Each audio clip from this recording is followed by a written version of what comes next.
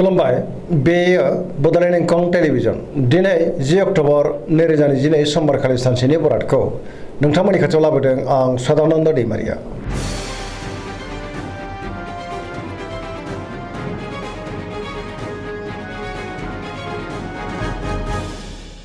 सिगां फरायनो लादों मेष राशि गिबि हांखो अ ल दिनैनि साना जोबोर मोजां गोसोखौ जोबोर गोजोननाय मोनगोन जेरावबो जाफुंसारगोन मावनो लानाय खामानिखौ थि समावनो आरो गोरलैयैनो मावफुंनो हागोन गोसोआ दिनै जोबोर गोजोननाय मोनगोन देहाया मोजाङैनो थागोन अब्लाबो नाथाय जानाय लोंनायाव सांग्रां जानांगोन बहानिफ्रायबा मोजां खौरां फैनोबो हागौ सोरबा लोगोजों बाख्नाय जागोन रांखावरियाव दिनै जोबोर मोजां बेफार फालांगियावबो जोबोर मोजां आयाबो बांगोन सोरबा लोगोनिफ्राय थोजासे हेफाजाब मोननो हागौ नखराव बिसि फिसायनि गेजेराव अनलायनाय फैगोन बिदा फंबायजों मोजां सोमोन्दो थागोन गुबुननि गोसोखौ दिनै गोरलैयैनो बोनोबो हागोन गोसोनि साननायफ्रा जाफुंगोन गोसोनि बोलोआबो बांगोन बयजोंबो अनसायजागोन सेंग्रा सिख्लाफ्रा बहानिफ्रायबा मोजां खौरां मोननो हागौ आरो गोसोआबो दिनै जोबोर खुसि जागोन फरायसाफ्रा दिनै फरायनायाव गोसो दुंखांगोन आरो मोजां फिथाइ मोनगोन पजिटिभ एनार्जिनि गोहोमबो गोग्लैगोन। वृष राशि गिबि हांखो इ उ ब दिनैनि साना जोबोर मोजां गोसोखौ दिनै जोबोर गोजोननाय मोनगोन गोसोनि बोलोआ बांगोन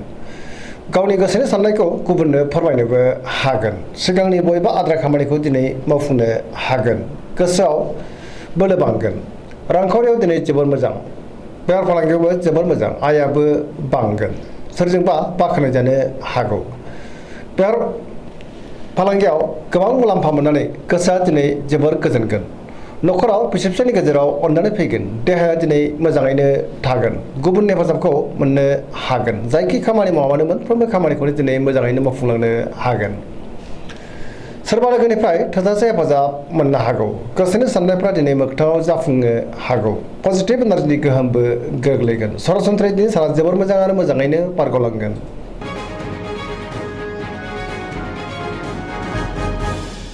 मिथुन राशि गिबि हांखो क स दिनैनि साना जोबोर मोजां गोसोआव बोलो बांगोन सिगांनि बबेबा आद्रा खामानिखौ दिनै मावफुंनो हागोन पजिटिभ साननो रोंगोन गोबां बिथिङावनो जाफुंसारगोन गियाननि आंखाल जानाय नङा मोनफ्रोमबो खामानिखौनो मोजाङैनो मावफुंलांनो हागोन गोसोखौ जोबोर गोजोननाय मोनगोन सेंग्रा सिख्लाफ्रा जोबोर रमान्टिक जागोन आरो गावबा गावनि गोसोनि साननायखौ फोरमायलायनोबो हागोन देहाया मोजाङैनो थागोन रांखावरियाव जोबोर मोजां बेफार फालांगियावबो जोबोर मोजां होनजायो समाजाव दिनै गोबां मान मोननो हागोन गोसोनि बोलोआबो बांगोन गावनि गोसोनि साननायखौ दिनै गुबुननो फोरमायनोबो हागोन मावनो लानाय खामानिखौ थि समावनो मावफुंनो हागोन आरो सोरजोंबा बाख्नाय जानो हागौ सोरबा लोगोनिफ्राय थोजासे हेफाजाब मोनगोन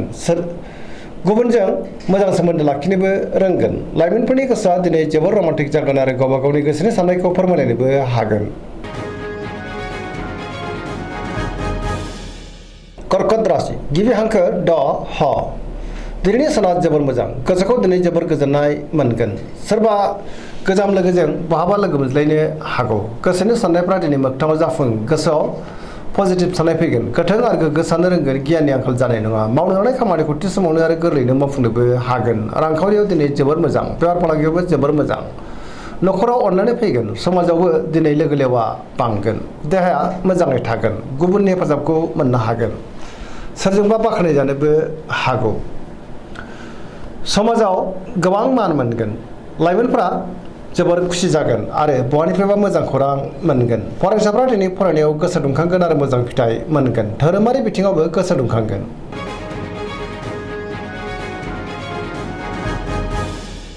सिंह राशि गिबि हांखो म थ दिनैनि साना जोबोर मोजां गोसोआव पजिटिभ साननाय फैगोन गोथों आरो गोग्गो साननो रोंगोन गियाननि आंखाल जानाय नङा सोरजोंबा बाख्नाय जानो हागौ सोरबा लोगोनिफ्राय थोजासे हेफाजाबबो मोनगोन बहाबा थाङोब्ला दिनै जोबोर मोजां आरो मोजाङैनो हान्थिनोबो हागोन रांखावरियाव जोबोर मोजां अब्लाबो नाथाय खरसाया बांनो हागौ बेफार फालांगियावबो जोबोर मोजां मुलाम्फा मोनगोन गोसोनि साननायखौ दिनै गुबुननो फोरमायनोबो हागोन नखराव अननानै फैगोन बिदा फंबायनिफ्राय थोजासे हेफाजाब मोननो हागोन समाजाव बयजोंबो अनसायजागोन गुबुननि गोसोखौ गोरलैयैनो बोनोबो हागोन देहायाबो दिनै मोजाङै थागोन अब्लाबो नाथाय जानाय लोंनायाव सांग्रां जानाया गाहाम गुबुननि थाखाय गोबां मोजां खामानि मावनानै होनो हागोन आरो सोरजोंबा बाख्नाय जानानै गोसोखौ बांसिन गोजोननाय मोनगोन लाइमोनफोरा जोबोर रमान्टिक जागोन आरो गोसोनि साननायखौ फोरमायलायनोबो हागोन।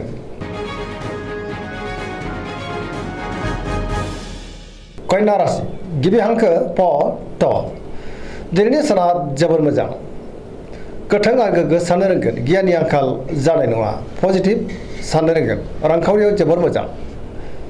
अब्लाबो नाथाय खरसायाबो बांनो हागौ बेफार फालांगियाव जोबोर मोजां होनजायो गोबां मुंदांखा सुबुंजों दिनै लोगो मोनज्लायगोन न'खराव अननानै फैगोन बिदा फंबायनिफ्राय थोजासे हेफाजाब मोनगोन बिमा बिफानि अननाय आरिफोरखौबो मोननो हागौ गोबां खामानियाव दिनै मुखुबबो थागोन सोरजोंबा बाख्नाय जानोबो हागौ पजिटिभ एनार्जिनि गोहोम गोग्लैगोन लाइमोनफ्रा जोबोर रमान्टिक जागोन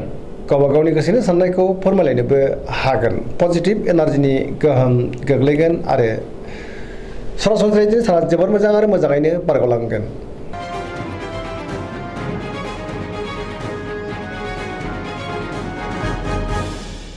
तुला राशि गिबि हांखो र ट दिनैनि साना जोबोर मोजां गोसोखौ जोबोर गोजोननाय मोनगोन गियाननि आंखाल जानाय नङा गोसोनि बोलोआ बांगोन गावनि गोसोनि साननायखौ दिनै गुबुननो फोरमायनोबो हागोन मावनो लानाय खामानिखौ थि समावनो मावफुंनो हागोन देहाया मोजाङै थागोन रांखावरियाव मोजां बेफार फालांगियावबो मोजां गुबुनजों मोजां सोमोन्दो लाखिनो रोंगोन न'खराव दिनै बिसि फिसायनि गेजेराव अनलायनाय फैगोन बिदा फंबायनिफ्राय थोजासे हेफाजाब मोननो हागौ बेफार फालांगियाव दिनै जोबोर मोजां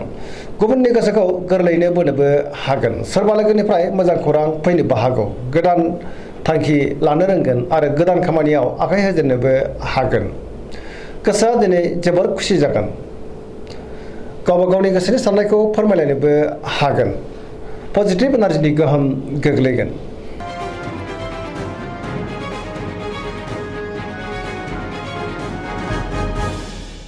वृश्चिक राशि गिबि हांखो न स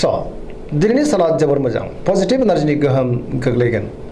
समाजाव लोगो लेवा बांगोन सोरबा गोजाम लोगोजों बहाबा लोगो मोनज्लायनो हागौ गोसोआव गोग्गो आरो गोथों साननाय फैगोन गियाननि आंखाल जानाय नङा मोनफ्रोमबो खामानिखौनो दिनै गोरलैयैनो मावफुंलांनो हागोन मावनो लानाय खामानिखौ थि समावनो आरो गोरलैयैनो मावफुंनो हानानै गोसोआ दिनै जोबोर गोजोनगोन गुबुननिफ्राय थोजासे हेफाजाब मोननो हागौ गोसोनि साननायफ्रा दिनै मोगथाङाव जाफुंगोन गोसोनि बोलोआबो बांगोन गावनि गोसोनि साननायखौ दिनै गुबुननो फोरमायनो हागोन न'खराव बिसि फिसायनि गेजेराव अननानै फैगोन रांखावरियाव मोजां अब्लाबो नाथाय खरसायाबो बांनो हागौ बेफार फालांगियाव मोजां होनजायो देहायाबो दिनै मोजाङैनो थागोन गुबुननि हेफाजाबखौ मोनगोन फरायसाफ्रा दिनै फरायनायाव गोसो दुंखांगोन आरो मोजां फिथाइ मोनगोन लाइमोनफोरा जोबोर रमान्टिक जागोन आरो गावबा गावनि गोसोनि साननायखौ फोरमायलायनो हागोन।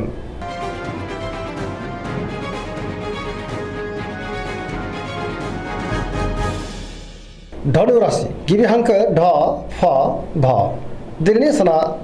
जोबोर मोजां गोसोखौ दिनै जोबोर गोजोननाय मोनगोन गुबुननि थाखाय गोबां मोजां खामानि मावनानै होनोबो हागोन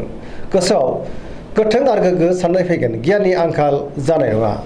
मोनफ्रोमबो खामानिखौनो गोरलैयैनो मावफुंलांनो हागोन माबा नङा माबा मोनसे मोजां खौरां फैनोबो हागौ गोसोनि साननायफ्रा दिनै मोगथाङाव जाफुंगोन रांखावरियाव जोबोर मोजां बेफार फालांगियावबो जोबोर मोजां होनजायो गुबुननि थाखाय गोबां मोजां खामानि मावनानै होनो हागोन समाजाव बयजोंबो मान होजागोन बहाबा थाङोब्ला दिनै जोबोर मोजां आरो मोजाङैनो हान्थिनोबो हागोन देहायाबो दिनै मोजाङैनो थागोन पजिटिभ एनार्जिनि गोहोमबो गोग्लैगोन सरासनस्रायै दिनै साना जोबोर मोजां आरो मोजाङैनो बारग'लांगोन।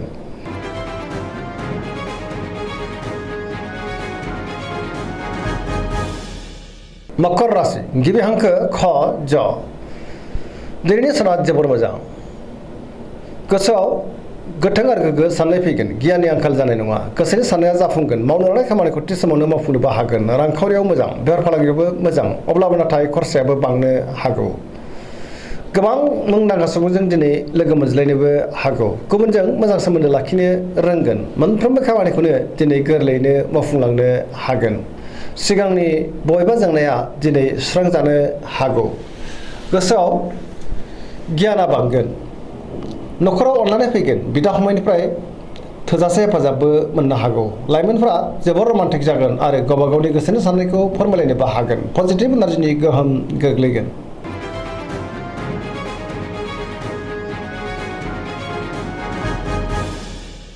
कुम्भ राशि गिबि हांखो ग स दिनैनि साना जोबोर मोजां गोसोखौ दिनै जोबोर गोजोननाय मोनगोन गुबुननि थाखाय गोबां मोजां खामानि मावनानै होनोबो हागोन गोसोआव गोथों आरो गोग्गो साननाय फैगोन गियाननि आंखाल जानाय नङा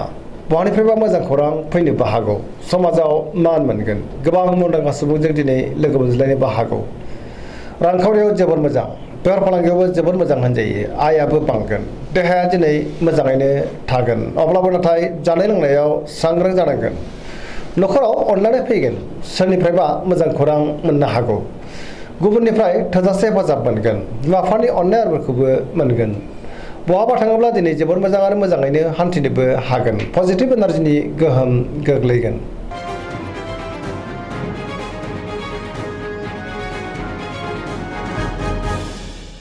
मीन राशि गिबि हांखो ड स दिनैनि साना जोबोर मोजां गोसोआव गोथों आरो गोग्गो साननाय फैगोन गियाननि आंखाल जानाय नङा पजिटिभ साननो रोंगोन